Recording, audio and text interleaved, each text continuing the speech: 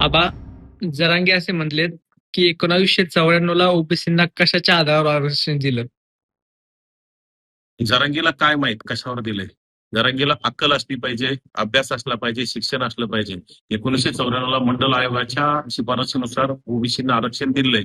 आणि खरं तर ओबीसींना का आरक्षण द्यायचं की आरक्षण ज्याला द्यायचे ती जात मागास प्रवर्गात असली पाहिजे. त्याच्यामध्ये राजकीय दृष्ट्या, सामाजिक दृष्ट्या, शैक्षणिक दृष्ट्या मागास असणाऱ्या लोकांना आरक्षण द्यावं लागतं. त्यानुसार मंडल आयोगाच्या शिफारशीनुसार ते आरक्षण मिळालेले हे जरांगीला कळालं पाहिजे. आणि ते असं सुद्धा म्हणलेत की त्यांच्या नोंदी नाहीत तरी त्यांना आरक्षण दिलं जातं. नोंदी असल किंवा नसल, जात मागास ज्या जाती मागास असतील किंवा शैक्षणिक, सामाजिक आणि आर्थिक दृष्ट्या मागास असणाऱ्या जातींना आरक्षण द्यावं लागतं. आता त्यांच्या नोंदीच असाव्या असं काही नाही की मराठा समाज राजकीय दृष्ट्या, सामाजिक दृष्ट्या सक्षम आहे, त्याला आरक्षण देता येत नाही. तरी सुद्धा ईडब्ल्यूएस आणि याच्यासारखं आरक्षण त्यांना दिलं होतं. परंतु आता ह्याच बिंडोक माणसामुळे ते आरक्षण रद्द केलंय.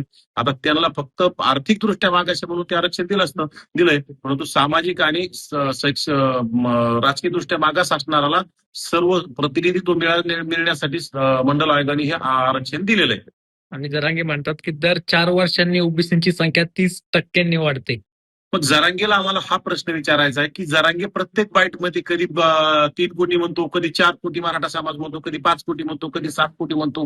मग त्याची दर 2-4 दिवसाला याची लोकसंख्या वाढत कशी जाते. विशेषतः ओबीसी गेल्या 1931च्या जनगणनेनुसार देशामध्ये 52% असणारा ओबीसी आज 60% असू शकतो ना.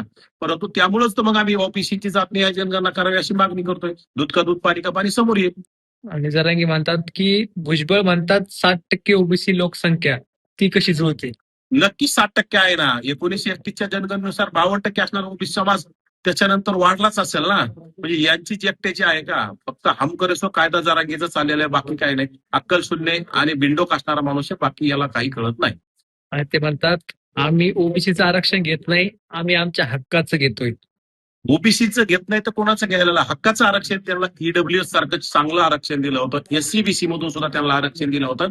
ते जर त्यांनी मागितलं असतं ते टिकवण्यासाठी आम्ही सुद्धा त्यांच्यासोबत होतो. आणि ते टिकवण्यासाठी कोणाचाही त्याला विरोध नव्हता. ते त्यांचं हक्काचं आरक्षण होतं. परंतु ओबीसी मध्ये घुसखोरी, ओबीसीच्या स्थानिक स्वराज्य संस्था बळकावण्यासाठी, म्हणजे ओबीसीच्या हक्काच्या स्थानिक स्वराज्य संस्था बळकावण्यासाठी चाललेल्या आरक्षणाला कुठेतरी लोकांच्या हक्कातलं वरपाडून घेणं म्हणावं लागणार जरांगेला, हे कधी कळलं. आणि ते म्हणतात की मंडलने ओबीसींना मागास सिद्ध न करता आरक्षण मिळवलं. ओबीसी ऑलरेडी मागासच आहेत ना. 18 पगड जातीतील 12 बलुतेदार, 18 अलुतेदार, गावगाड्यात याच्यामध्ये ओबीसी मध्ये दगड फोडणारे वडार समाज दगड फोडतोय, बंजारा समाज ऊसतोडी करतोय, वंजारी समाज ऊसतोडीला जातोय. यांच्यासारखं नाही ना. यांच्यात राजकारण, यांचे मुख्यमंत्री जास्त, यांचे आमदार जास्त, खासदार जास्त, मंत्री जास्त, यांचे साखर कारखाने, दूध डेऱ्या, बँका सगळं यांच्याकडेच राज्यातलं असताना याला आरक्षणाची गरज काय.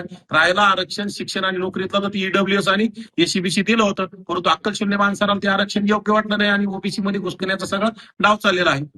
आणि मराठ्यांकडे गॅजेट प्रमाणपत्र असूनही आरक्षण देत नाही असंही जरांगे म्हणतात.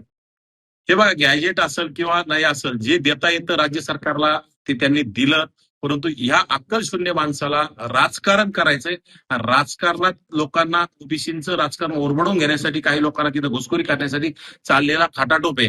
आणि त्यांना व्यवस्थित आरक्षण दिलं ते टिकवणं गरजेचं असताना फक्त ओबीसी मध्ये घुसखोरी चालण्यासाठी हा सगळा खटाटोप आहे. आणि सगळी त्याच्यासाठी आदळ आपट आहे, बाकी काही नाही. महाराष्ट्रातील ताज्या बातम्यांसाठी बघत रहा टाइम्स टुडे टीव्ही. सोबतच शेअर करा, सबस्क्राईब करा आणि बेल आयकॉन प्रेस करा.